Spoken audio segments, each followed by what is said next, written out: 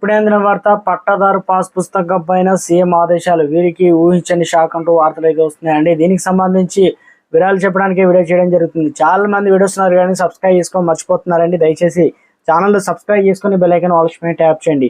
ఇటువంటి important information miss అవ్వకుండా మీ phone notification రూపంలో వస్తుందండి. చాలా మంది చూస్తున్నారు కానీ మీరు లైక్ చేయడం లేదండి. దయచేసి లైక్ చేయండి, ఇన్ఫర్మేషన్ అందరికీ కూడా తెలుస్తుంది. ధరణి పోర్టల్ సంబంధించి సమస్యలపైన కాంగ్రెస్ సర్కారు ఫోకస్ అయితే పెట్టింది. సమస్యల పరిష్కారంతో పాటు తీసుకోవాల్సిన చర్యలపై కమిటీ కూడా నియమించింది.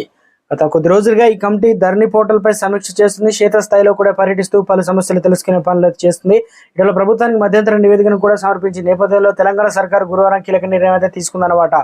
తెలంగాణలో ప్రతి పథకానికి కావచ్చు, ఏదైతే రైతులకు ఉపయోగపడేటువంటి ధరణి పోర్టల్ అనగా పట్టాదారు పాస్ పుస్తకాలు అయితే ఇష్యూ చేస్తున్నాయి. గతంలో బీఆర్ఎస్ ప్రభుత్వంలో చాలా ఇబ్బందులు అయితే ఎదుర్కొన్నారు. ఇప్పటికీ అవి 80,000 వరకు అయితే దరఖాస్తు పెండింగ్లు అయితే ఉన్నాయి. వాటికి మార్గదర్శకాలు కొత్తగా వాటిని సాల్వ్ చేసేందుకు కూడా ప్రభుత్వం అయితే కమిటీ కూడా నియమించింది. ఈ తరుణంలో పట్టపాస్ పుస్తకం సంబంధించి కీలక ఏమైనా మార్పులు ఉన్నాయా చూద్దాం. ధరణి పోర్టల్ సంబంధించి మార్గదర్శకాలను విడుదల చేసి సమస్యల పరిష్కారానికి తహసీల్దారు, ఆర్డీఓ, జిల్లా స్థాయి అధికారులు, CCLAలకు అధికారులు అయితే బదలాయింపు చేసింది. ఏ స్థాయి అధికారి ఎలాంటి అధికారాలు ఉంటాయో మార్గదర్శకాలు అయితే వెల్లడించింది. ప్రభుత్వం మార్గదర్శకాల ఫలితంగా పెండింగ్లో ఉన్నటువంటి దరఖాస్తులు మోక్షం కలిగే అవకాశం అయితే ఉంది. ఇక మార్చి 1 నుంచి వారం రోజుల పాటు ధరణి సమస్యల పరిష్కారానికి రాష్ట్ర వ్యాప్తంగా సదస్సులు అయితే నిర్వహించనుంది తెలంగాణ ప్రభుత్వం. తహసీల్దారు, ఆర్డీఓ, అడిషనల్ కలెక్టర్లు, కలెక్టర్ సమావేశంలో కమిటీలు అయితే ఏర్పాటు కానున్నాయి. కరెక్షన్ చేసి అప్లికేషన్లు వివరాలు ఎలక్ట్రానిక్ రికార్డులో భద్రపరచనున్నారు. ఆధార్ నెంబర్ మిస్ అయినా, మ్యాచ్, రైతుల పేర్లు తప్పుగా ప్రచురించబడిన, ఆగిపోయిన అప్లికేషన్లు, ఫొటోస్ మిస్ మ్యాచ్ వంటి పెండింగ్ అప్లికేషన్లు సత్వరమే పరిష్కరించనున్నారు. అసైన్మెంట్ ల్యాండ్కి సంబంధించిన వివరాలు కూడా సేకరించనున్నారు. ఈ మొత్తం ప్రక్రియను CCLA పర్యవేక్షిస్తుందని ప్రభుత్వం విడుదల చేసిన మార్గదర్శకాల్లో పేర్కొంది.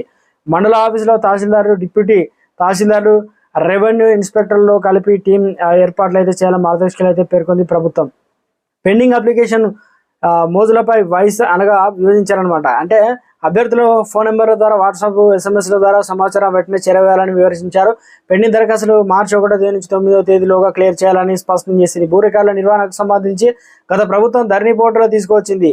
ఈ పోర్టల్ నిర్వహణకు సంబంధించి సర్వాధికారాలు కూడా కలెక్టర్లకు కట్టబెట్టింది. ఈ ఫలితంగా చాలా దరఖాస్తులు పెండింగ్ లో ఉండిపోయాయి. దీని ద్వారా చాలా మంది భూ హక్కుదారులు తీవ్రంగా ఇబ్బంది పడాల్సి అయితే వచ్చింది. ఈ అంశాలను ఎన్నికల హామీలో ప్రధానంగా ప్రస్తావించింది కాంగ్రెస్.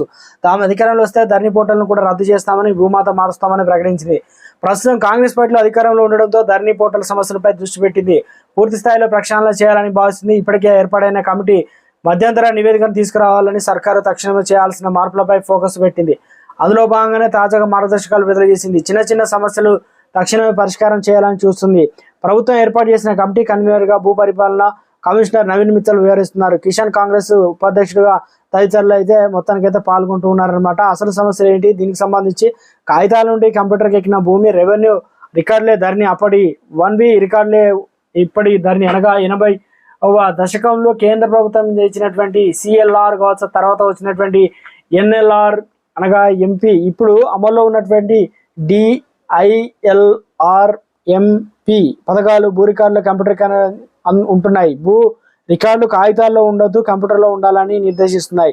భూమి రికార్డులన్నీ కంప్యూటర్లోనే ఉండాలి. భూమిపై హక్కులు వచ్చిన వెంటనే రికార్డులు మారాలని, అంతిమ భూ రికార్డులు ప్రభుత్వ హామీ ఇచ్చే వ్యవస్థ తేవాలని పథకాలు ప్రత్యేక లక్ష్యం. అనగా ఇందులో భాగంగా వచ్చిన ఉమ్మడి రాష్ట్రంలో తెచ్చినటువంటి వెబ్ ల్యాండింగ్, తెలంగాణలో వచ్చిన మా భూమి, ఇప్పుడు ధరణి. మొత్తానికైతే ఇది అండి.